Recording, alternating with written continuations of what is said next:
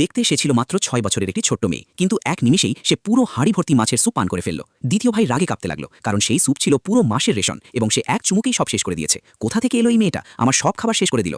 ক্ষতিপূরণ দেওয়ার জন্য মেয়েটি বলল যে সে অনেক খাবার আনতে পারে, কিন্তু তার মনে হলো এসব বাজে কথা, খাবার কি আকাশ থেকে পড়বে? মেয়েটি আলতো করে নিজের মুখে থাপ্পি দিল এবং পরের মুহূর্তেই তার মাথায় একটি মাছ ঝুলতে দেখা গেল। তারপর যেন আকাশ থেকে মাছের বৃষ্টি শুরু হলো এবং মাটি থেকে বড় বড় মিষ্টি আলু বেরোতে লাগলো। বাড়ির লোকেরা ভাবল ভগবান তাদের উপর দয়া করেছেন, কিন্তু আসলে এই সবই ছিল সেই মেয়েটির জাদু।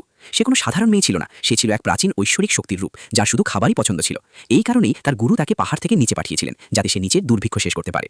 মেয়েটি বুঝতেই পারল না যে এটি তার শেষ খাবার ছিল। সে সরলভাবে বলতে লাগলো, আমি কম খাবো, শুধু আমাকে এখানেই থাকতে দাও। কিন্তু সিদ্ধান্ত হয়ে গিয়েছিল। এদিকে এক গরিব মহিলা তার ছোট ছেলেকে নিয়ে গ্রামের জমিদারের কাছে শস্য চাইতে গিয়েছিল। জমিদার ছিল চালাক, সে তার অসহায়তার সুযোগ নিল এবং একটি কঠোর কাগজে তাকে আঙুলের ছাপ দিতে বাধ্য করল। শর্ত ছিল যে 1 ঘন্টার মধ্যে মাটি থেকে যতটা বের করতে পারবে ততটাই পাবে, কিন্তু 1 মাস পর 100 কেজি শস্য ফেরত দিতে হবে। অসহায় হয়ে মহিলাটি রাজি হয়ে গেল, কিন্তু 8 দিন পরিশ্রমের পরও মাত্র কয়েকটি ছোট ছোট মিষ্টি আলু পেল। জমিদারের পুরো বিশ্বাস ছিল যে সে ঋণ শোধ করতে পারবে না এবং তারপর সে তাকে বাধ্য হয়ে কাজ করাবে। তখনই হতাশ হয়ে মহিলাটি ওপরওয়ালার কাছে প্রার্থনা করল এবং হঠাৎ এক তীব্র আলোকের সাথে সেই মেয়েটি তাদের সামনে এসে হাজির হলো। তার মুখটি ঠিক সেই মহিলার হারিয়ে যাওয়া মেয়ের মতো ছিল। মহিলা এবং তার ছেলে দুজনেই চমকে উঠল। মা, এই দিদি কি ফিরে এসেছে? মেয়েটি প্রথমবার মায়ের ভালোবাসা পেয়ে সেই মুহূর্তেই তাকে আপন করে নিল এবং প্রতিজ্ঞা করল যে সে এই পরিবারকে সাহায্য করবে। সে তার শক্তি দিয়ে সঙ্গে সঙ্গে জানতে পারল যে জমিদার শস্য কোথায় লুকিয়ে রেখেছে। জমিদার রাগে হুমকি দিয়ে চলে গেল, 1 মাসের মধ্যে 100 কেজি শস্য না দিলে ফল ভালো হবে না। বাড়ি ফিরে মেয়েটি দ্বিতীয় ভাইয়ের সাথে দেখা করল। বাড়িতে আরও একজন খাবার লোক দেখে সে বিরক্ত হলো। সে যে মাছ রান্না করেছিল সেটাও মেয়েটি চোখের পলকে শেষ করে দিল।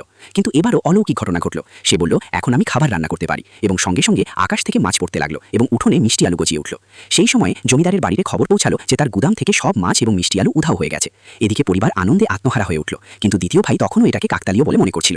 তখনই পাশের বাড়ির এক লোক দৌড়ে এলো। তোমাদের বড় ভাই জঙ্গলে আহত অবস্থায় পড়ে আছে, অবস্থা খুব খারাপ। তখন বৈদ্য জানালেন তাকে বাঁচাতে 50 বছরের পুরনো বুনো মাশরুম প্রয়োজন। এ কথা শুনে সবার আশা ভেঙে গেল, কিন্তু মেয়েটি এগিয়ে এলো, আমি খুঁজে আনবো। দ্বিতীয় ভাই রাগে তার পিছনে ছুটল এবং দুজনে বিপজ্জনক জঙ্গলে পৌঁছে গেল। সেখানে মেয়েটির অদ্ভুত শক্তির কারণে তারা সত্যি একটি খুব বড় মাশরুম খুঁজে পেল। দুজনে মিলে সেটি বের করে আনলো, কিন্তু তখনই একটি বুনো শুয়োর তাদের উপর আক্রমণ করতে এলো। অবস্থা খারাপ দেখে দ্বিতীয় ভাই সিদ্ধান্ত নিল, সে মাশরুমটি মেয়েটিকে দিল এবং বলল, তুমি বাড়ি যাও, আমি একে থামাই। ঠিক তার কথা শুনে মেয়েটি আবেগ আপ্লুত হয়ে গেল। সে বুঝতে পারল যে এখন তাকে তার আসল শক্তি ব্যবহার করতে হবে। সে আশেপাশের গাছ থেকে শক্তি নিল এবং জোরে চিৎকার করল, আমার ভাইকে হাত দিও না। এখন সে আগের মতো দুর্বল মেয়ে ছিল না, তার শক্তি ফিরে এসেছিল। দ্বিতীয় ভাই চমকে উঠল। সে প্রথমবার অনুভব করল যে এই মেয়েটি শুধু বোঝা নয়, বরং তাদের সবচেয়ে